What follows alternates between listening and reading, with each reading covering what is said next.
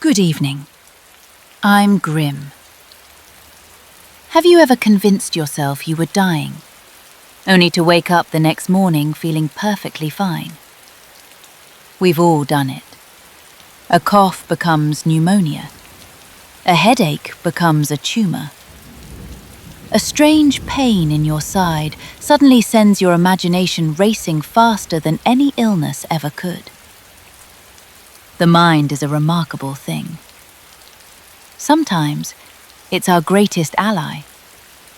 Other times, it's the deadliest disease we'll ever carry. Tonight's story begins the way so many others do. A stuffy nose, a sore body, a day off from work. Nothing unusual, nothing frightening. Just another person curled beneath a blanket while the television whispers bad news from somewhere far away. Until the symptoms on the screen begin to sound a little too familiar. And every headline, every warning, every frightened face starts feeling as though it was meant for you alone. So tell me, if the entire world insisted you were infected, would you believe them?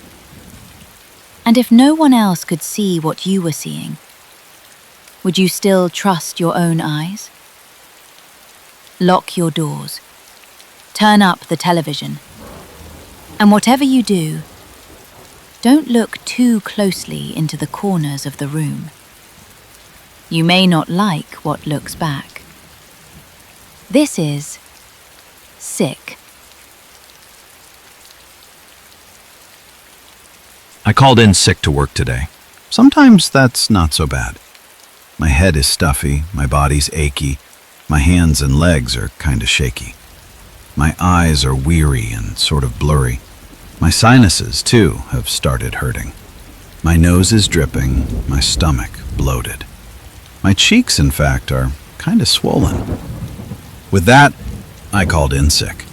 I thought the average flu for sure. Who wouldn't with what I've got? But something told me it was more than that. When I turned the TV on, there were riots in Virginia. There was looting in New York. They were declaring martial law in towns I'd never heard before.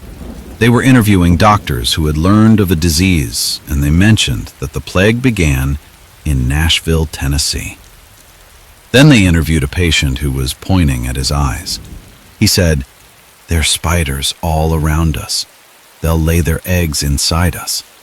These spiders here are poisonous." Then he dropped his hands and died. The doctor on the scene had spoke of symptoms that he knew. He said, "A stuffy head and body aches. Your hands and legs will kinda shake. Your eyes are weary and maybe blurry. There's a chance your sinuses might be hurting. Your nose is drippy, your stomach bloated, and your cheeks are almost always swollen." These symptoms are quite similar to the common cold or flu and can quickly lead to suicide because it affects your feelings too. In shock to hear the news, I felt I couldn't watch no more. But I will not take this lying down and let them win this war. So I drove down to the market, buying cans of spider spray, and I purchased deadly foggers that will drive them all away. I placed them all throughout the house, 100 cans for sure, and proceeded to ignite each one and started on my cure. I sat back down, inhaling deep, to fumigate their nests. My eyes would swell, but what the hell? No more will they infest.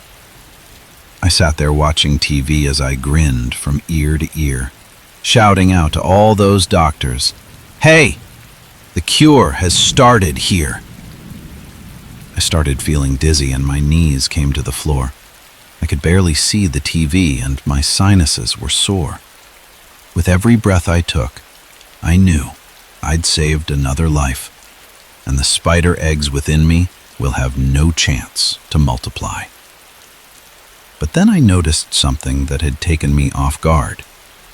a commercial telling parents that this movie's rated R. Denying my stupidity, I tried crawling to the door, but my pulse had dropped, my heart had stopped, my nerves had caused my eyes to pop. And there I took my final breath and stared back at the screen, at the movie called Infection, which was done infecting me. They did a second autopsy since I was 33 years old, but they still ruled it a suicide, simply depressed from the common cold.